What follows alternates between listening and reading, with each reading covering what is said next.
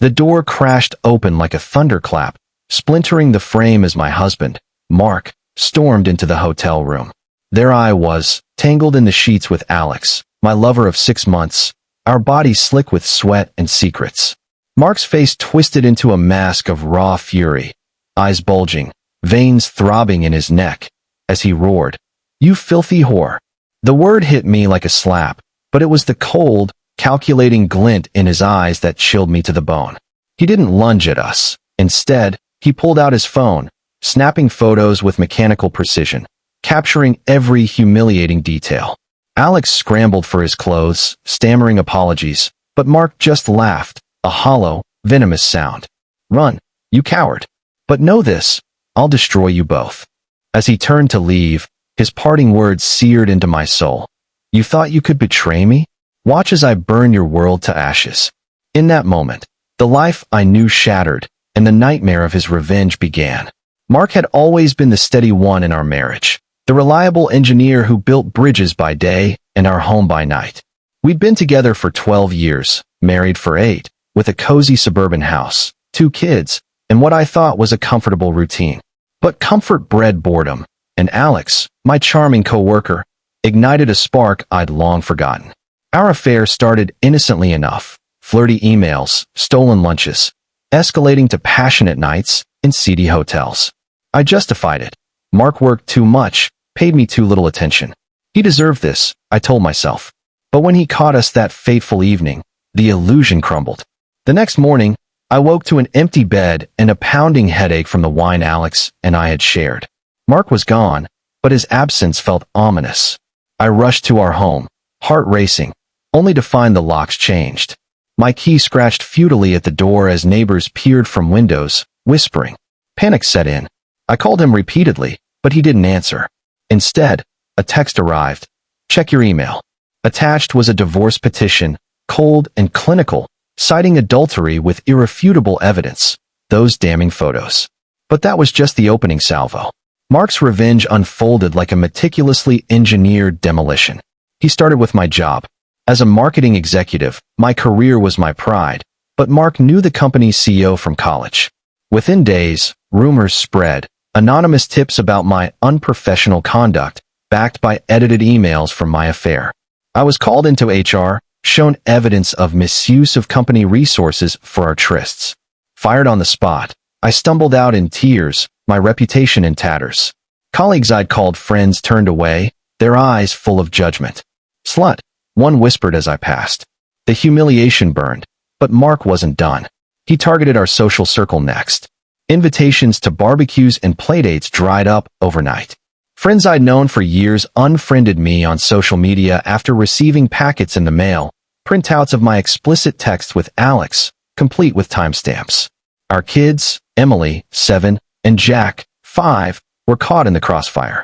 Mark filed for full custody, painting me as an unfit mother in court documents.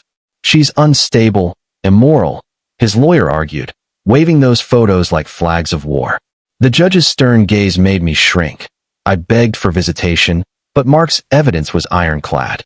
The kids stayed with him, and my supervised visits became torture. Emily's confused questions, Jack's tearful hugs. "Why can't you come home, Mommy?" they'd ask, and I'd choke back sobs, knowing Mark watched from afar, smirking. As weeks turned to months, the burden of his revenge gnawed at Mark, though I didn't see it then. From what I pieced together later through mutual acquaintances, he became a ghost of himself. Sleepless nights plotting my downfall left him gaunt, his once kind eyes hollowed by obsession. At work, he snapped at colleagues, his projects suffering as vengeance consumed his focus. He drove decisions with ruthless precision, freezing our joint accounts, leaving me penniless and crashing on a friend's couch. When I tried to fight back, hiring a cheap lawyer to contest the divorce, he countered by exposing Alex's secrets. Alex, married too, lost his job and his wife in the fallout, blaming me in vicious calls. "You ruined my life." But Mark's hand was everywhere, pulling strings like a puppet master. Emotionally intense moments tore at me daily. One night, alone in a dingy motel, I stared at our wedding photo on my phone, torn between rage at his cruelty and guilt over my betrayal. Was this justice or destruction? I wanted to scream at him, to make him see the pain he inflicted not just on me, but on our children. Emily started wetting the bed. Jack withdrew into silence. Their teachers called, concerned, but Mark dismissed it as adjustment. His pursuit rippled outward, affecting everyone. My parents disowned me after Mark sent them the evidence, their voices cracking with disappointment over the phone. How could you? My mother wept. Friends drifted away, weary of the drama. Even Alex vanished, leaving me isolated in my misery. Mark's obsession shaped his life too. He quit hobbies, ignored promotions, funneling energy into my ruin. Late nights, he'd pore over legal loopholes, his mind a whirlwind of schemes. A colleague later confided he'd found Mark muttering to himself in the break room.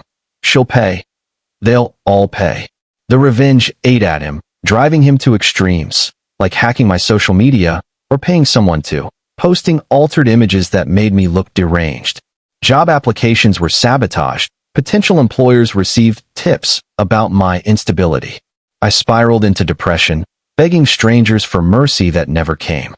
By the chapter's end, 6 months in, I was a shell, homeless, jobless, childless, while Mark's world darkened under the weight of his unyielding fury. Yet he pressed on, unrepentant, his savage plan far from complete. A year into the nightmare, Mark's revenge had evolved into a relentless machine, grinding me down with calculated precision. I'd scraped by on odd jobs, waitressing under an alias, hiding from judgmental stares, but he always found me. Anonymous complaints to my boss's ensured firings. Debts piled up as he contested every alimony claim. She doesn't deserve a dime, he'd snarl in court, his voice laced with venom. The kids grew distant during rare visits, parroting his words. Daddy says you're bad. Their innocence shattered fueled my despair, but also a flickering rage. How dare he poison them against me? Yet Mark's burden grew heavier, his life a hollow pursuit. Insomnia plagued him.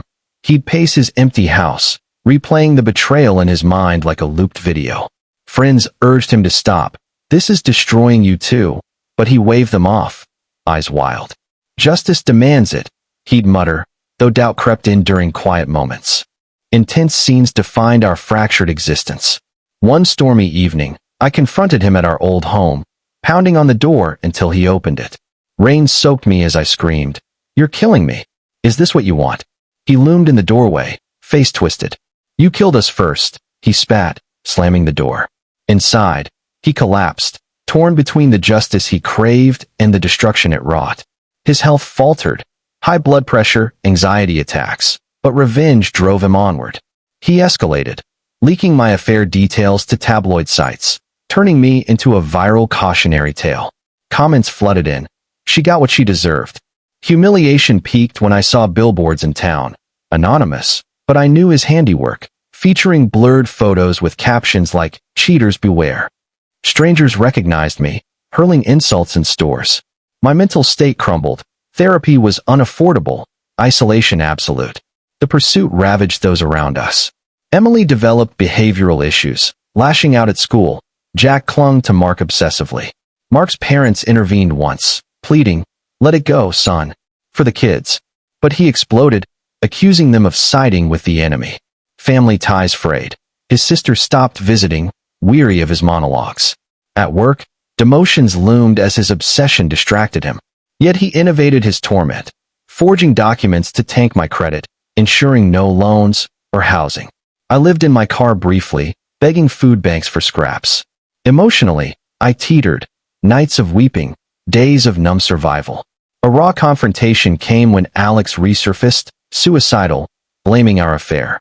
"Mark ruined me," he cried over the phone. Guilt warred with my own pain. Was this justice or mutual annihilation?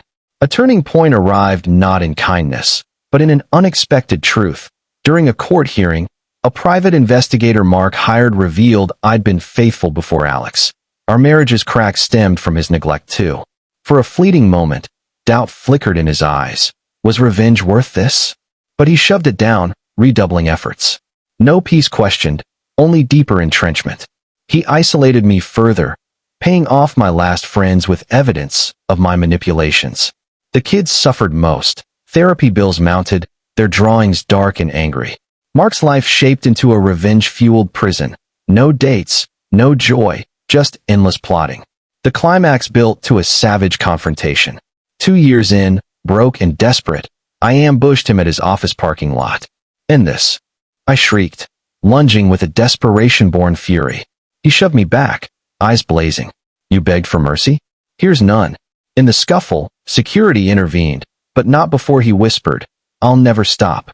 That night, he executed his final blow, a lawsuit for emotional damages, backed by years of documented torment. Bankrupt, I begged on my knees in court. "Please, mercy." The judge ruled in his favor. I lost everything. In resolution, Mark claimed victory, full custody, assets, my utter ruin. But as I faded into obscurity, his win hollowed him further. Sleepless, alone, he stared at family photos, realizing revenge's cost, a life poisoned by hatred. No redemption came. He doubled down, watching me beg from afar. The people around him, kids scarred, friends gone, paid dearly. Yet in his twisted peace, he felt justified. The story's message, revenge extracts a brutal toll, devouring the avenger's soul as thoroughly as the victim's, leaving only ashes where healing could have been. But in its raw power, it delivers a cold, unyielding satisfaction that defies the myth of letting go. Moral of the story: revenge, once unleashed, becomes an insatiable beast that consumes both hunter and prey in its merciless jaws.